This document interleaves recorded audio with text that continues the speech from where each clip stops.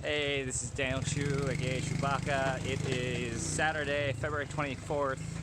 It's 1:14 p.m.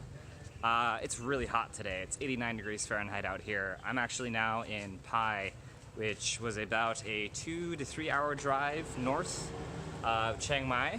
And today, well, there's a number of things to do out here in Pai. It's very hot, so we're kind of constrained on what we can do, but thinking we might go like waterfall hopping into the afternoon. Probably maybe try to hit up a hot spring when it gets a little cooler. Some cool places to watch the sunset. It's supposed to be a really great night market out here. Tomorrow morning we may go hiking, it's a little cooler. But the big thing that I'm about to go do, which I'm on my way to now, is learning to ride a motorbike. So this is one of those moments where it's like, you know, if this is the last video I record, you can only assume what happened. But I have heard from multiple sources that Pai is a great place to learn to motorbike because there's less traffic here, it's a little bit easier. The motorbike rental places are also a little bit more lax. The police are more lax out here as well, etc., etc. So I think it's gonna cost me something like 200 baht, 300 baht to rent a motorbike for the day, which is pretty cheap. Not really worried too much about the costs there. And then what I'm basically going to do from there, after I hopefully learn the ropes and hopefully without like scuffing my hands and my face, etc., is I'll train behind my friends who will be going around by car. Now I should say that we have seen a few people around here already today who have clearly made a visit to the hospital after a presumed beginner motorbike accident. So, you know, we've found people who've had their hands kind of like bound and wrapped, pads for like scrapes around their like knees, cheeks, etc., etc. So clearly that happens. People come out here, they try to learn, and they make mistakes. I'm hoping that that won't be me today. You know, I have no previous actual riding experience on a motorbike, but I have no idea how transferable this is, but I have a lot of experience on like a road bike on a bicycle, so like generally have learned to be very cautious about tipping, about, you know, taking my feet out of clips and stabilizing myself, etc. So I don't know, hopefully I have good instincts. Worst case scenario is hopefully not death. The people who I've seen around don't look like they had too bad a time, but then again, you also probably don't see the ones that died. So, you know, but it's an adventure. I'm hoping that after this I'll feel a little more comfortable about the idea of potentially renting a motorbike in Chiang Mai proper, and potentially other places I go in Asia, since I'll be in Southeast Asia for another 2 months and change. Ho Chi Minh City sounds like it's supposed to be really busy, so it might be a mistake to get a motorbike out there. But I like having the option, and this is definitely something that's been on my bucket list to learn, right? More generally, get like a motorcycle license. So I am excited about this, so a little bit nervous. We'll see how it goes. All right, I got like a 20-minute lesson from the guy who rented me this bike, and I'm feeling comfortable, feeling confident, trying not to get overconfident. It's not too hard. Turn the camera around so you can see the bike. This is it. It's a little scuffed. The speed gauge doesn't work. One of my friends does say that the brakes need replacing, but I'm not going to worry about it too much. Headed off to waterfall now, so hopefully I don't die in the process. Alright, stop number 1. This place is called Motorbiking Waterfall, something like that. Let me turn the camera around. This place is cool. Kind of reminds me of Huikyu. Some people chilling, some music going, some really kind of nasty looking water.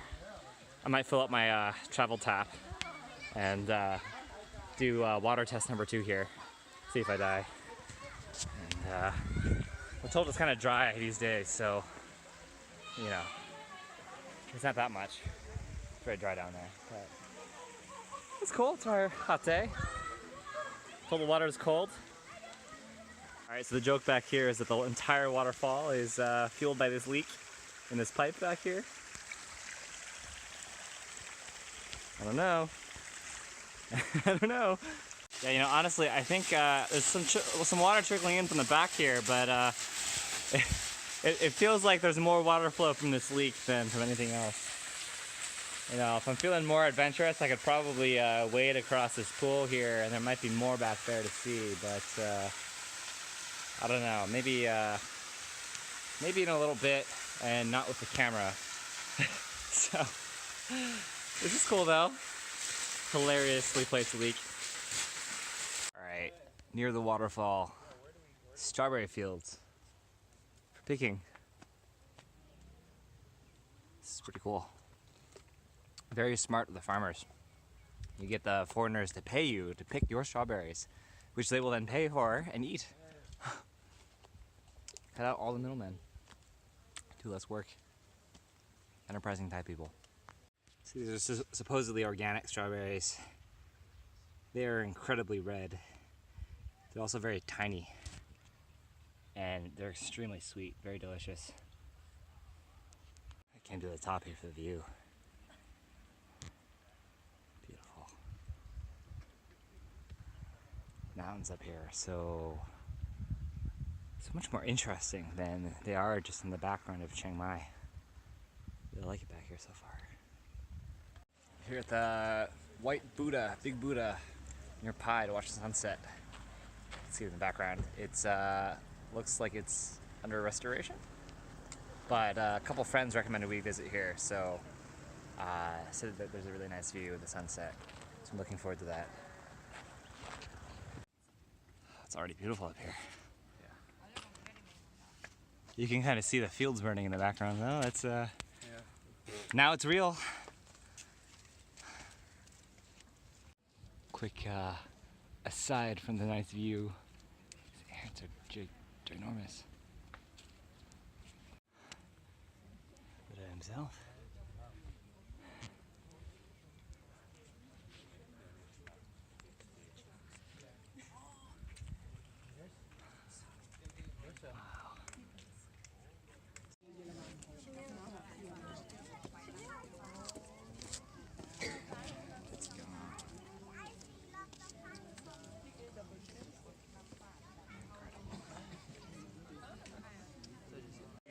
Dumpling salad, night market pie, lots of food. This night market was a little bit more multicultural. They're making gyoza here, fresh. This kid knows what he's doing with that gyoza. He's probably made thousands, hundreds of thousands. I don't know, lots. They look pretty good. Even have lasagna. Although that's his burrito, so what? Burmese tea leaf salad. Looks so good. Interesting. This looks delicious. Mango sticky rice, 3 colors. Cultures from different places.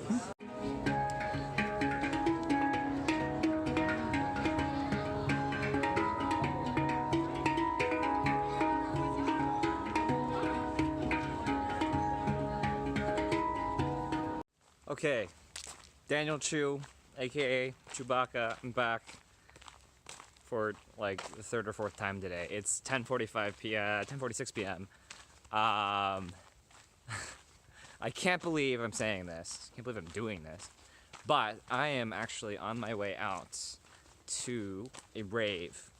God, if you've only watched this video and maybe the last set of videos, like last video from like yesterday, you probably have this like impression of me that I like go out every night. So not who I am, which is why this is weird, uncomfortable, strange. So anyway, story time. Here's what happened. I am, I'm in Pai, and there are a lot of travelers here, just kind of like there are all over Chiang Mai, but there are a lot of travelers here, and we're being friendly, meet some new people, actually see some other people that we've met in passing in the past, right? And just like, whoa, like, can't believe we recognize each other, and like, weird that we're all here at the same time, whatever. Anyway, shit happens, and I hear about this like thing, this event that people are talking about. People are like, oh, you're going to Jungle Fever. So apparently there's this event happening today, and I think earlier in the day, not for me, earlier in the day, we had passed by some signs that said jungle fever, and I didn't really know what it was. And anyway, everyone we talked to was like, oh, are you going, right? This thing seems to go by two different names. It goes by jungle fever, it goes by electric valley. I don't really know, whatever. But I'm asking people about it, and it sounds like it's a rave. And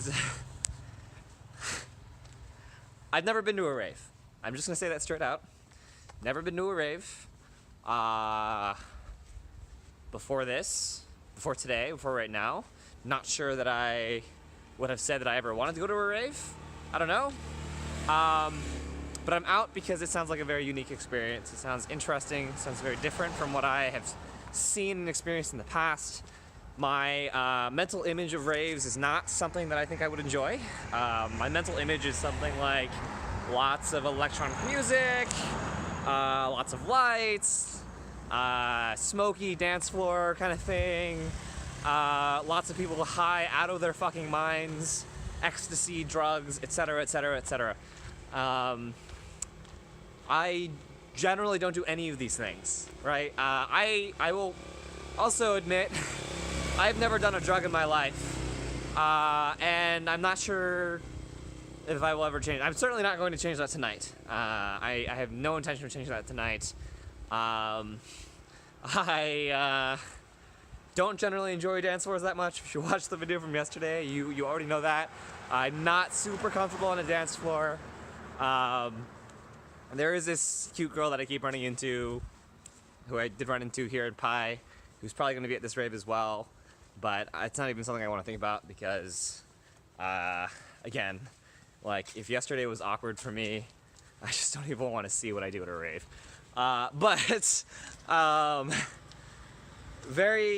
So I had this mental image in my head of what a rave is, and I'm realizing, just like, you know, if I've never been to one, how would I know? And I figure at the very least it's worth my going out and just seeing this thing, right? Like, I don't have to stay for very long. I just kind of want to go and see it, experience it a little bit, get a sense of what it's like, try to have a good time for a little while. And I did meet some people tonight who are actually headed that way. They only have connectivity when they're on Wi-Fi, so I can't really message them, so it's unclear whether or not I'll actually find them. But I'm gonna try, you know, and I'm going to also try very hard not to get dragged out into drinking and drug-fueled haze for the rest of the night, because I actually do have some plans tomorrow. My friends and I are hoping to go hiking, and the goal is to go hiking like 7:30, 8 a.m. in the morning, so you know, I have one of those, another one of those, 2 nights in a row, like, go to bed really late because you were out late doing stupid shit, and then wake up in the morning for an adventure kind of nights. I don't like having those nights because I prefer to be well rested for the adventures, but it's okay.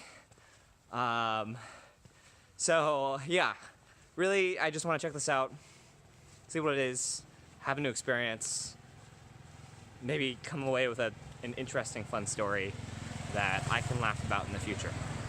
I don't know. We'll see what happens. We'll see how this goes. So, wish me luck. What the fuck have I got myself into?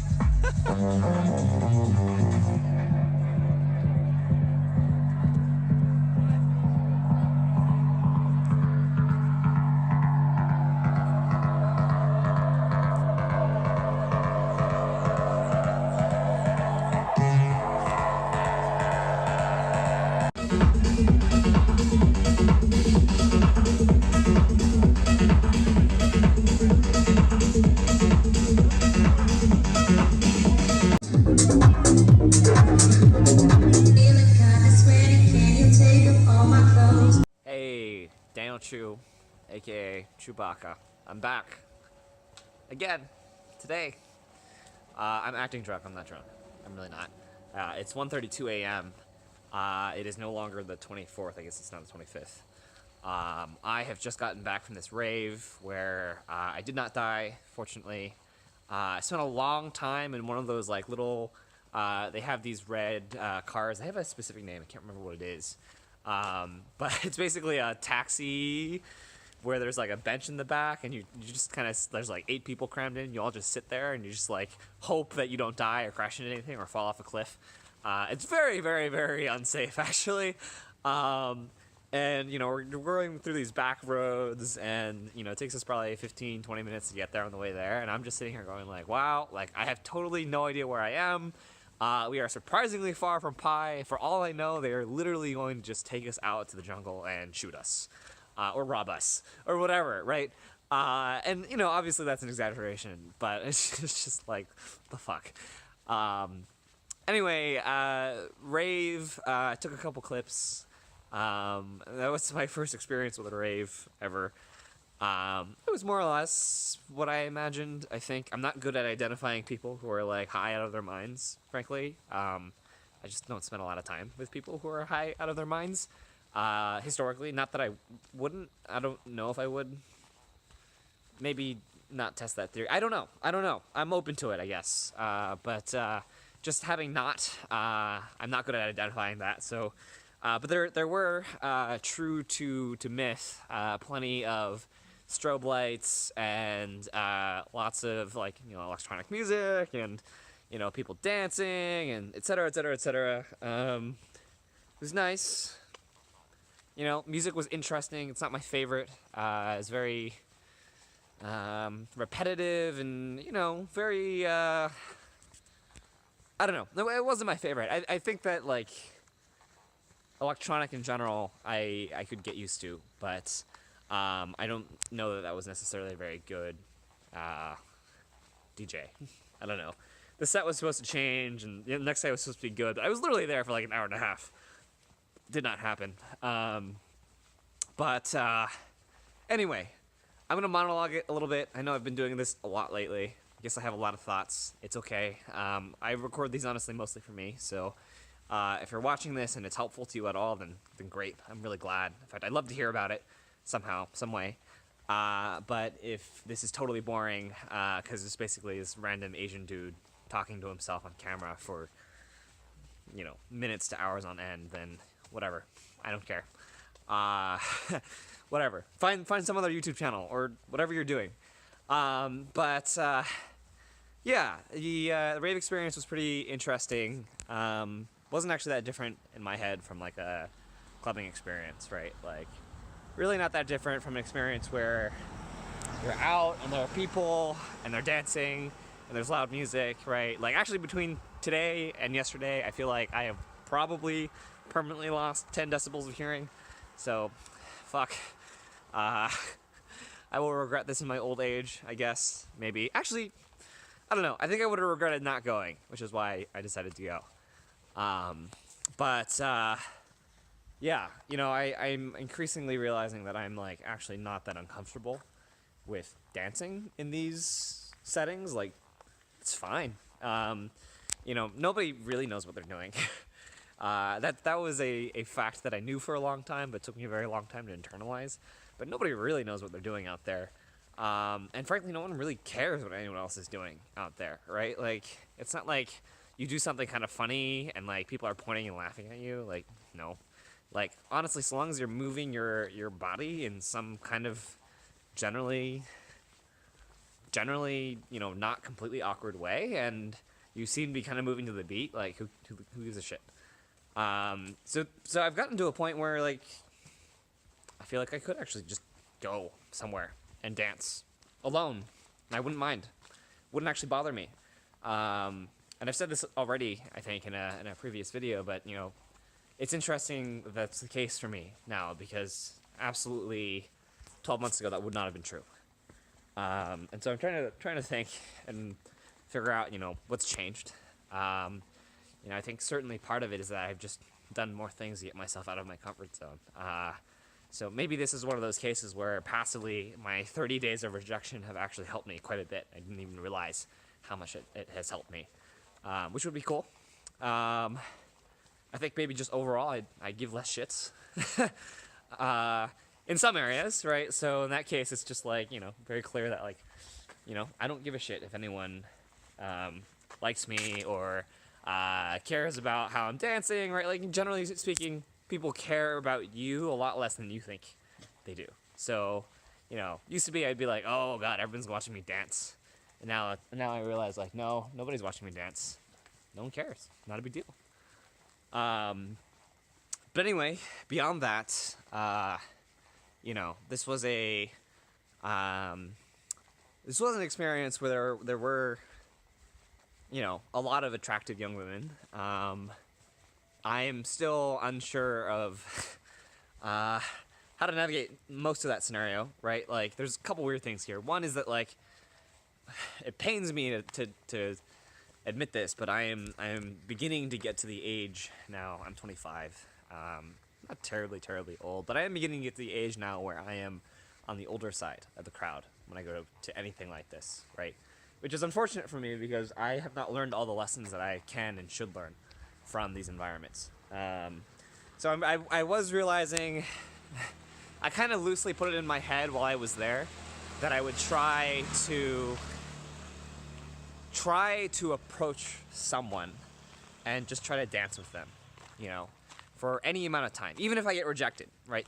It's like, in my head, I was like structuring this as a rejection challenge. I'm going, okay, I'm going to, you know, either tap someone on the shoulder and see if they want to dance, and, you know, just kind of like gesture I'd like to dance with them, or, you know, say hello and ask them where they're from, right, and kind of try to dance with them, right? And, right, the whole point of a rejection challenge is that the outcome doesn't matter. And that's what you really try to internalize. The outcome does not matter. The outcome, the successful outcome, is that you tried, you made an attempt. In fact, rejection is success, right? That's the reframe that I'm looking for when I do a rejection challenge. And I failed. I was not able to do that, not able to get that to work. There were a couple scenarios in which I probably could have opportunities where it was like, hey, there's like an attractive woman dancing near me. It's like, well, I could just try to dance with her, right? But I didn't. There are a lot of mental barriers for me in doing that. It's a struggle. It's a serious struggle. Ongoing struggle for me. Probably like tied to a lot of the things that I really still very much need to improve about myself, I think, before maybe romance gets easier for me on some level. I don't know. There was also, you know, a moment where I spotted this very, very attractive blonde girl who's dancing alone, and there was literally no reason why I couldn't have just gone up, tapped her on the shoulder, or just gone up and said, hey, how are you? Where are you from? Right? Like, there's really no reason why I couldn't have done that. And actually, like, through the night, I kind of ran into her a couple of times, but didn't say anything, right? And I kind of realized, okay, A, it seems like she's there alone, and B, like, doesn't really seem like she has a terribly large number of people to talk to, right? It's like, you're out at one of these events, I can only assume, and maybe this is an incorrect assumption, so, you know, if you're a woman and you're watching this and you know that this is not the case, then please do correct me, because I'd like to know. I've made incorrect assumptions in the past, and it's not done on purpose, it's just, I'm dumb. Or not, I shouldn't say that. I just don't know, right? Like, I have my own perspective. But I assume that if you're at an event like this, like, you're open to meeting people, right? Yeah, like, frankly, the worst possible fucking thing that could have happened if I had just gone up and said something is she just, you know, gives me signals that she's not interested. And that should not end my world. Intellectually, I know it will not end my world, right? Like, I will still be here tomorrow, even if that happens. I will still be here the day after, if that happens. Even if it hurts, I'll get through it. Everything passes with time. It's not really a big deal. And I'm pretty much never going to see any of these people ever again. Right? Like, I'm in fucking Thailand, right? Like, the likelihood that I'm going to see most of these people ever again is almost exactly zero. Almost exactly zero. Which does frustrate me because, you know, I'm realizing, like, oh my god, the stakes literally never get lower than this. It never gets lower than this. And I still wasn't able to get myself to do it. So I need to work on that. I think that, for me, a lot of that is I know in my head, I know intellectually that this is gonna sound egotistical, but take it how you will. I think that this is how I should see myself.